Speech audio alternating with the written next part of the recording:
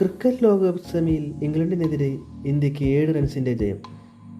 Sanju Samson man of the match. ഒരുപാട് tension അടിച്ച മാച്ചിൽ അവസാനം ഇന്ത്യ ജയിക്കുകയായിരുന്നു.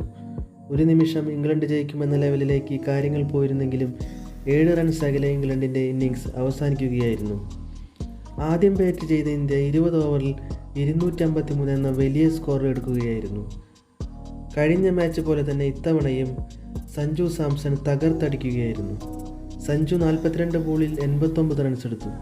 അതിൽ 8 4-ഉം 7 6-ഉം ഉൾപ്പെടുന്നു. ഇഷാൻ കിഷൻ 39-ഉം ശിവൻ ദുബെ 43-ഉം ഹാർദിക് പാണ്ഡ്യ 27-ഉം തിലക് വർമ്മ 21 റൺസ് നേടി.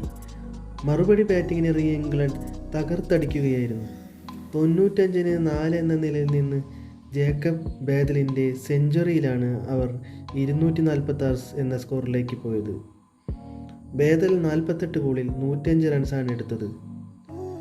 ബേദലിൻ്റെ ഇന്നിങ്സ് ഇംഗ്ലണ്ടിനെ രക്ഷിക്കാനായില്ല.